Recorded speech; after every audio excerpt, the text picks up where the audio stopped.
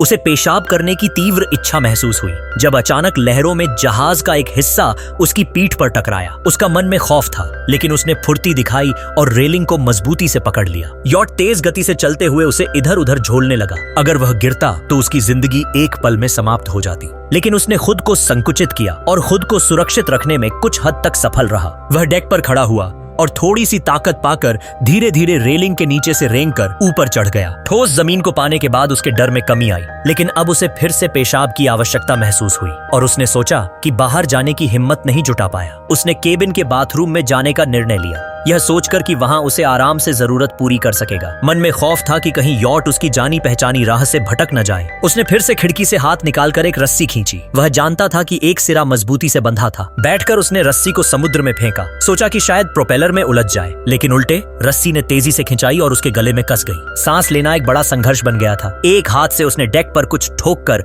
एक हुक को ढूंढ निकाला और रस्सी को ढीला करने लगा। एक बार तो वह अपने को बचा पाया, लेकिन इससे वह थक कर बेहोश हो गया। जब उसका होश वापस आया तो उसने देखा कि बाथरूम में पानी रिस रहा था। उसे पता था अब और समय नहीं है, वरना समुद्र का पानी उसे डुबो देगा। तभी खिड़की के बाहर से एक तेज आवाज आई। उसने देखा कि एक बड़ा जहाज धुआं छोड़ता हुआ उसकी तरफ आ रहा था। उसे उम्मीद जगी। उसने खिड़की से बाहर हाथ निकाला और अपनी शर्ट लहराकर मदद मांगने लगा, लेकिन जहाज का शोर इतना तेज था कि उसकी आवाज दब गई। जहाज बिना रुके निकल गया। वह टूट चुका था, लेकिन फिर उसे याद आया कि उसकी 20 अरब की संपत्ति उसका इंतजार कर रही है। उसने हिम्मत जुटाई और डूबते पानी को कप से खिड़की के बाहर फेंकने लगा ताकि बाथरूम में पानी कम हो, लेकिन पानी इतनी तेजी से बढ़ रहा था कि कप से निकालना बेकार था। लेकिन किस्मत को कुछ और ही मंजूर था। ड्राइवरलेस यॉट अचानक किसी जीवित चीज की तरह मुड़ गई और दूर तूफान की ओर बढ़ने लगी। तेज हवाएं यॉट को इधर उधर हिला रही थी। मूसलाधार बारिश केबिन में घुस रही थी और बाथरूम में पानी और बढ़ गया। वह अब और तूफान का मुकाबला नहीं कर पा रहा था। उसने उस जगह पर सहारा लिया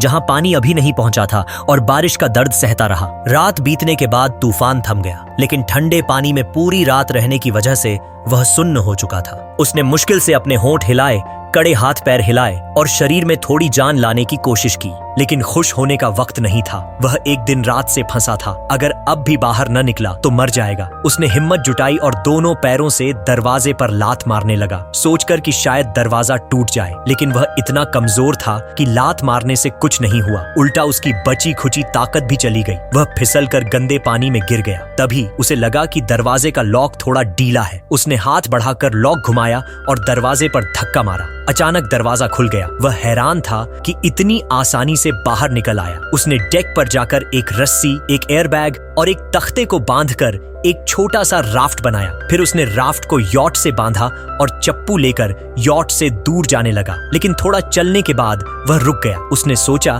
कि यह शानदार यॉट भले ही कितनी अजीब क्यों ना हो, अगर इसे ठीक कर लिया जाए तो इसे बेचकर अच्छा पैसा मिल सकता है। शायद उसका कर्जा भी चुक जाए। यह सोचकर वह फिर यॉट पर लौट आया। उसने ड्राइविंग केबिन से जनरेटर निकाला, बैकअप बैटरी को वाटर पंप से जोड़ा और बैटरी के सिरों को क्लैंप से पकड़कर एक साधारण पंप बनाया। उसने केबिन का सारा पानी निकाल दिया। फिर उसने एक तिरपाल और घर में बने गोंद से दीवारों के छेद बंद किए। सब ठीक करने के बाद वह ड्राइविंग रूम में गया और रेडियो से मदद मांगने की कोशिश की, लेकिन कोई जवाब नहीं मिला। मजबूरी में उसने इंजन साफ करना शुरू किया ताकि घर वापस जा सके। अगली सुबह वह तेज झटकों से जागा। उसने आंखें खोली तो देखा कि बाहर का नजारा तेजी से बदल रहा है। उसे कुछ गलत लगा। वह बाहर जाने के लिए उठा, लेकिन हैरानी की बात थी कि कमरे का दरवाजा फिर से नहीं खुल रहा था। इस बार वह घबराया नहीं, बस थोड़ा परेशान हुआ। बाथरूम में फंसने के बाद उसे पता था कि इस दरवाजे को सीधे नहीं खोला जा सकता। उसने बाथरूम में टटोला और दीवार में एक गुप्त रास्ता मिला जो डेक तक जाता था।